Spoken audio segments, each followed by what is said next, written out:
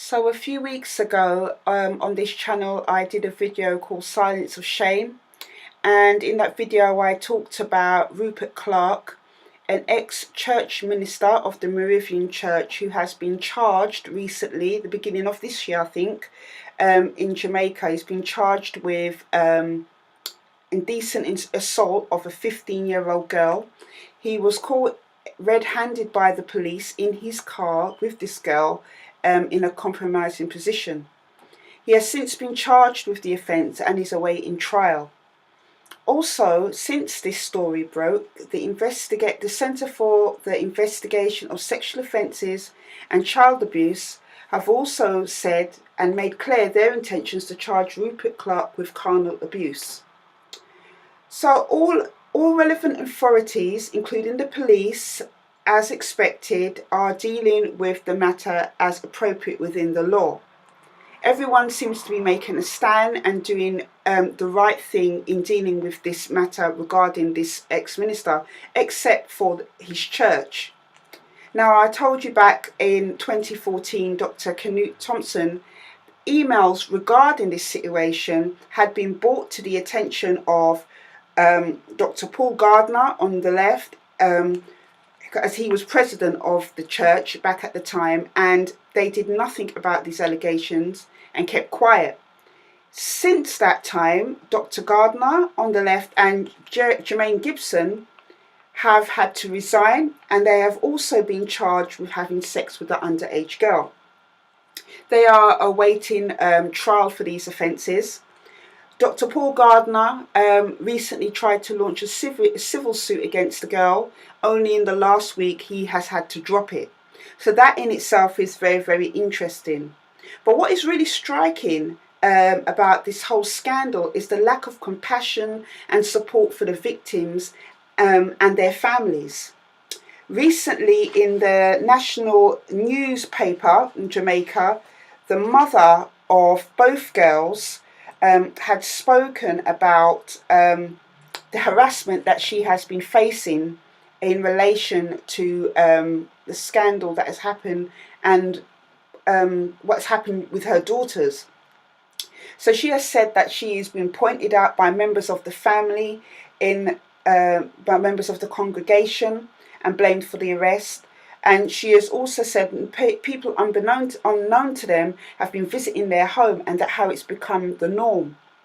The 17-year-old, who I mentioned in the last video, who said that she was actually being sexually abused first at the age of 15 by Rupert Clarke, has said she's so stressed that she wants to drink poison. It is really disheartening when you see victims and survivors of sexual abuse being treated with such contempt. My question to these churches is, how do you expect the living God to be amongst you when your church and your people treat the vulnerable, the victims, like this? If I was the minister of that church and I heard that members of my congregation were out there in the street harassing victims and blaming for the rest, I would be calling them out and saying this is not acceptable. This is not showing the love of Christ. This is not showing love and compassion to people who are hurting. I don't understand why this is not being done. It's unacceptable, because the shame belongs to the church. The shame belongs to this church about what is going on. The fact that these emails had been sent to you, these concerns had been sent to you back from 2014, and you sat and did nothing about it, shows that you don't treat this very seriously. Everywhere there is going to be wrongdoing, but especially when you have members of the church who are behaving like this, something needs to be done about it. People who engage in this behaviour, instead of correcting the wrong behaviour and enabling those who are doing it, and instead of correcting them about their behaviour and confessing about it or encouraging them to break the silence, they just leave it and don't do anything about it. That is just absolutely wrong. It all starts at home. If your church is infested with wrong behaviour and darkness, why do you think God will be using your church in the community or anywhere else to reach the hurting people? You have hurting people in your church. You have vulnerable people in your church. But instead of helping them and supporting them, you're ostracizing them and making them feel that they have done something wrong by speaking out. The Bible clearly states, love your neighbour as yourself. You're supposed to help other people who are suffering and help other people who are vulnerable. And people who are ministers, who are supposedly called to hold the office of ministry and to look after those who are hurting, are supposed to be carrying themselves in higher regard than other people. And that is before even stepping into that position. The damage done to the victims is immense, yet there is no real help for them. One of the ministers, Reverend Penelope Morgan, was telling the congregation that they were pressed and persecuted and perplexed on every side, but they're not yet out. The reason why you're perplexed and pushed on every side is because of the darkness that is going on within your own church. Only when the truth is revealed, healing can happen. By continuing to cover it and pretend like it isn't happening, will only continue to fan the flames of the problem. As I've stated, I have a real heart and passion for Jamaica. I think as well because I'm a survivor and I've come from a Jamaican heritage background, and because of my own experience of being ostracized and treated bad because I have spoke out about my own experience of being abused by my Jamaican father. I have a real heart for I have a real heart for all survivors, but I have a real heart for Jamaican, the abuse that is going on in Jamaica amongst the Jamaican men, girls and boys and men and women survivors over there.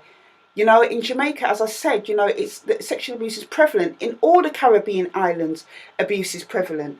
And instead of keeping it quiet, we need to talk about it. We need to bring it out and support those who are hurting, who have been damaged. By pretending it doesn't happen, doesn't mean it's not happening. You know, God is really clear about the works of darkness. He has no interest in keeping it quiet. He has no interest in watching it fester. He has said that rather than keep it quiet, we are to expose it. And the people who are affected are the ones that are exposing it, but the ones in those positions won't expose it. But you know, at the end of the day, it has to be done, and we will continue to do it. As survivors, we can band together and we can take a stand against what is going on in our churches and in our communities. People are held up rather too highly, and instead of dealing with their problems and stuff, we are just leaving it and thinking it's okay. Daughter Rise is going to continue to expose the darkness that is going on in the churches and in other places. And later this year, we're going to take a stand in our community and go out and let people know that we will not stand for this no longer, and encourage people to come forward. So support us and help us to do this. Thank you.